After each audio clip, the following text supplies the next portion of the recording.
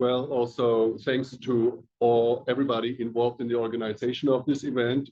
It's really a pleasure to be here at Columbia University at the Centennial Turkey Conference. It has been a while that I have been here.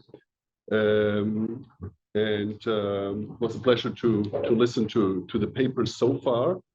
I'm looking forward to those to follow.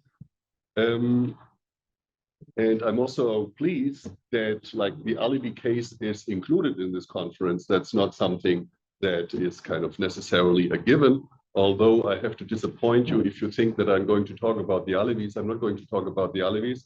I'm going to talk about nationalist, elite nationalist imaginations of the Alevis. When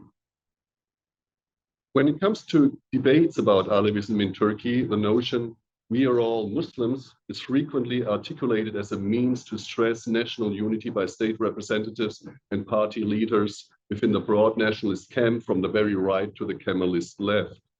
The powerful Directorate of Religious Affairs, for example, routinely emphasizes that Alevis are Muslim, that their differences from the Sunnis are of cultural, not of a religious kind. Insistence on the part of the Alevis on their religious otherness are usually not welcomed within the hegemonic nationalist view. On the other hand, this difference is regularly employed to put doubts not only on the Alevis' religious, but also on their political loyalty to the Turkish Muslim nation. For example, in the context of the Syrian civil war, Tayyip Erdogan and other AKP leaders employed religious motives in their polemics against Bashar Assad along sectarian lines. And this also had repercussions within Turkey when AKP leaders suggested that the Alevis of Turkey might have sympathies with the Alawites of Syria, insinuating a religious continuity and resulting sympathy between them. Thus, the religious otherness of the Alevis of Turkey, their ambiguous position within Islam, can be turned into a political suspicion against them. I will not go here into detail with regard to the current situation of the Alevis in contemporary Turkey.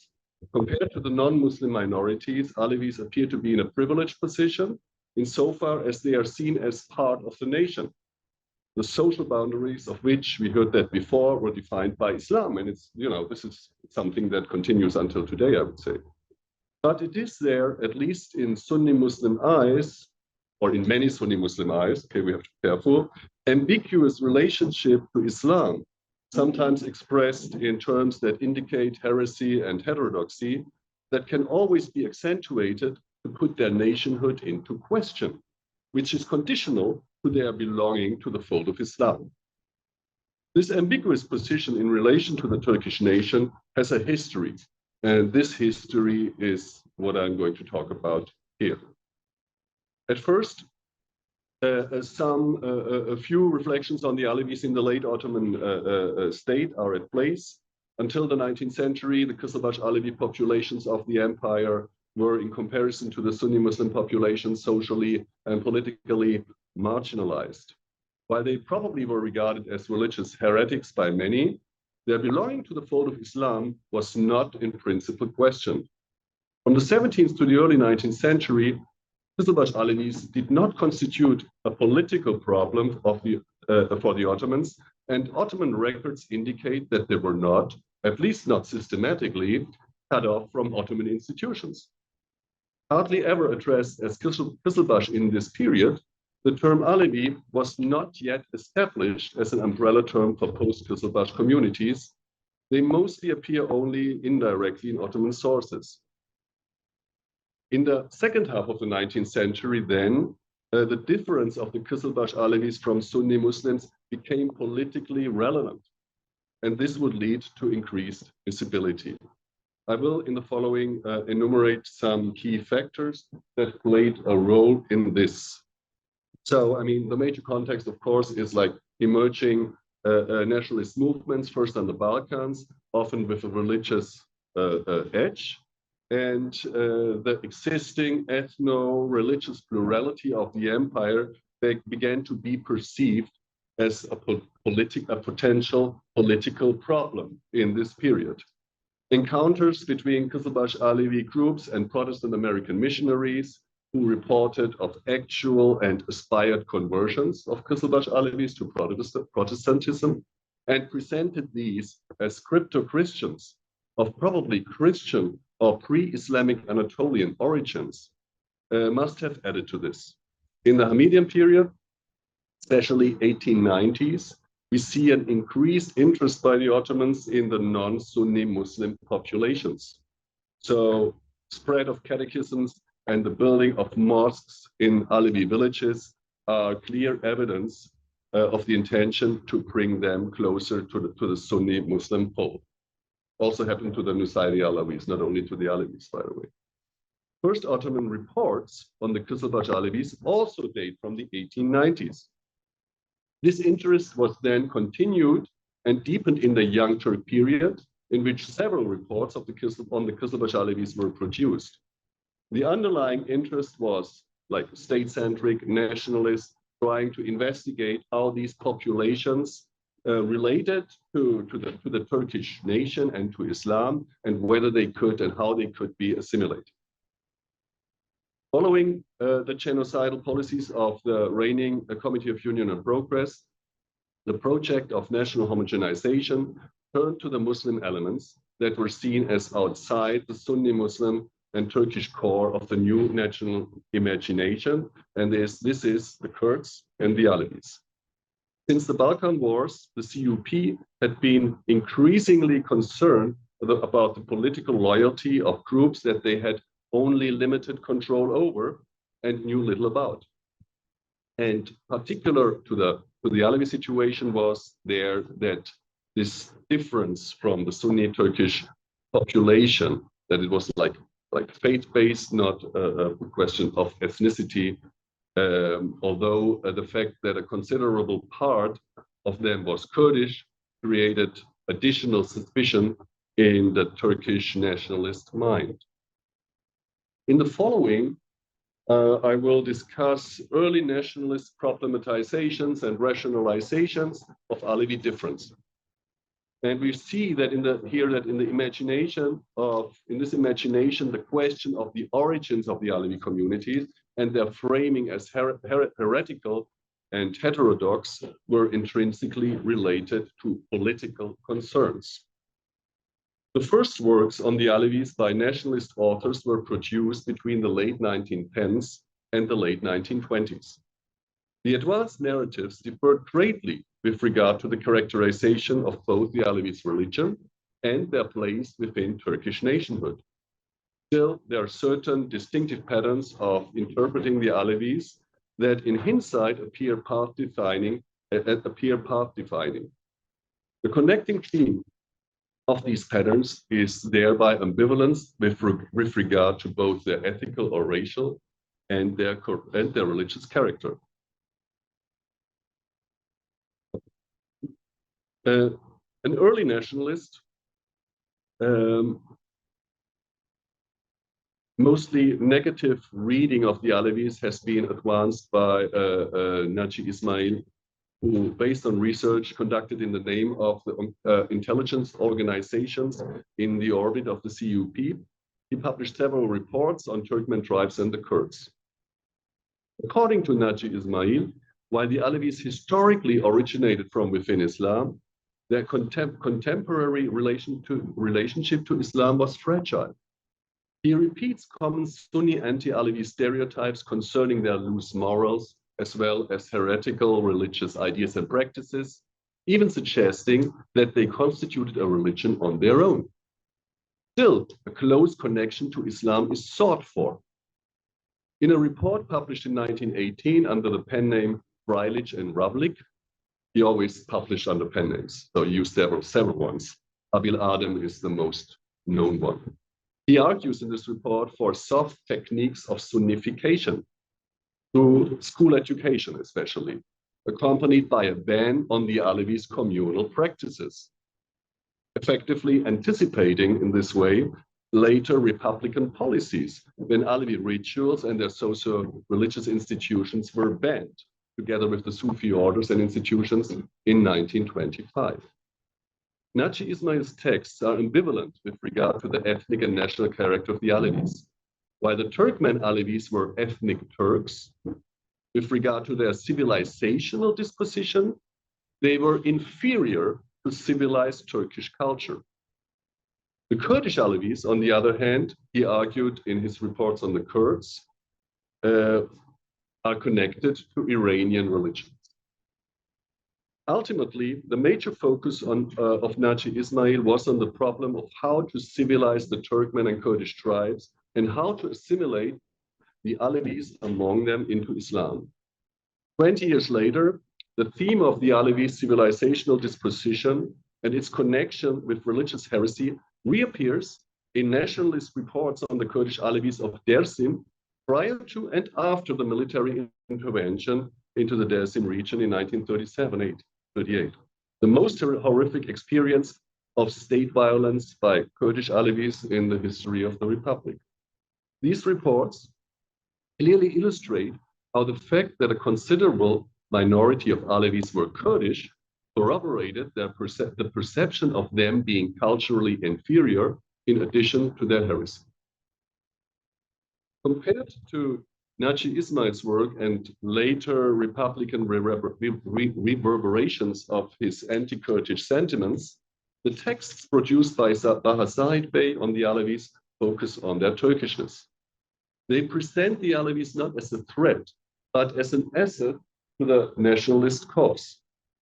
In a text published in 1926, he claims that, quote, the most apparent aim of the founders of the Turkish Alevis was to protect the language, lineage, and blood of the Turk. End of quote. In addition to their pure Turkish language and race, some of their cultural and social practices are highlighted and taken as exemplary reference points in light of the modernist and civilizationist quest of the Turkish nation, such as their monogamy and the fact that their women were unveiled. But also, in more general terms, kind of their social cohesion and solidarity. For Baha Said, the relevance of the religious particularities of Alevism is, however, clearly secondary to their importance as carriers of national Turkish culture. Their religious otherness was grounded in their loyalty to pre-Islamic Turkish traditions, that is, Turkish shamanism, and not in their relationship to Shiism.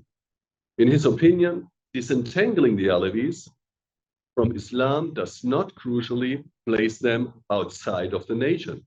It is exactly their religious difference from Islam that connects them to national Turkish culture in its purest form. This interpretation of Alevism as Turkish in culture and religion would be attractive to purely secular formulations of Turkism, but would not find support in mainstream nationalist discourse, which saw Sunni Islam as the main marker of the nation as a social unit. It needs to be stressed that early nationalist knowledge production on the Alevis was aware of Western accounts of the Alevis written since the mid-19th century by missionaries, scholars, Western travelers in the region. And these accounts tended to emphasize the difference of the Alevis from Islam, pointing instead to pre-Islamic Anatolian and Christian elements, leading to speculations about their racial origins. Insistence on their inherently Turkish nature, such as in these texts by Baha Said, needs to be understood against the background of this earlier knowledge production. With regard to the difference of the Alevis religion, doubts about its origin have always been present in nationalist discourse, whether articulated in the language of Islamic apologetics or in secular academic language. Talking in Islamic terms about heresy or in totally terms about heterodoxy or syncretism. The emblematic example of a nationalist scholarly interpretation of Alevism as Turkish and heterodox Islamic has been advanced by the renowned Turkish historian, later politician, Mehmet Fuat Köprülü, whom we have seen this morning already. I was looking for a picture of a visit of his at Columbia, for I think he gave a talk. I think it was in the early 60s, but I'm not quite sure. But I didn't, late 50s, so but I didn't find one. It would have been nice. And he provided the arguably most influential framework for connecting Alevis to Islam while keeping them as heterodox, separate from its implicitly assumed Sunni Muslim core. The historical, the narrative of historical continuity, connecting the Turkish national spirit through Alevi literature back to pre-Islamic Central Asian Turkish past, cast by Köprülü, provided scholarly legitimacy for the Alevi sub-integration into Muslim Turkish nationhood. And it is still, I think, the dominant narrative on Alevism in Turkey today. It would also be adopted by many Alevis themselves. Although Kurdish Alevis in particular, both Kurmanji and Sasaki speakers have often remained more reluctant to embrace it, which of course has something to do with their particular experiences in the Republic.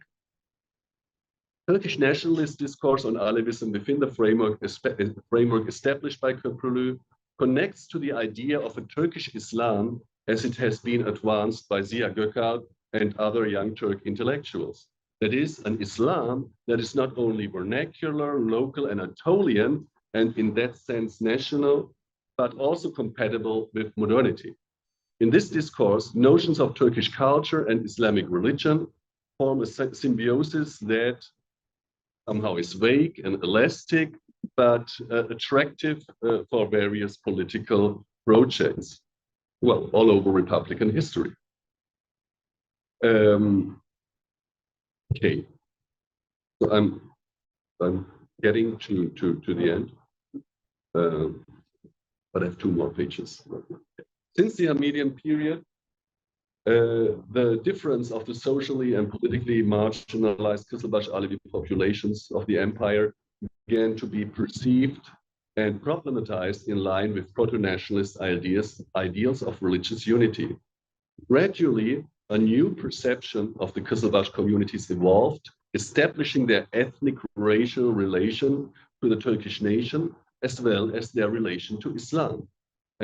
But both relations were marked by certain ambivalence.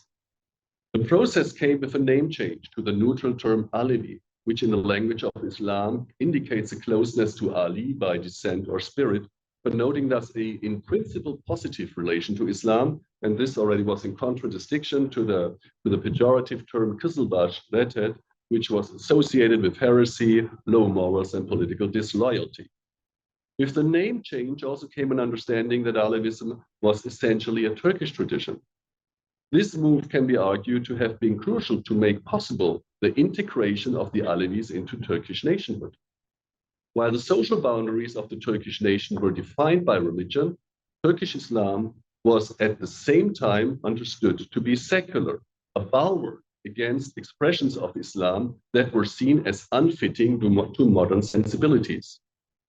Already in the reports on the Dersim Kurds, written by nationalist author around the Dersim events, accusations of superstition and heresy were part of a secularist discourse that connected to a Sunni Muslim normative imaginary.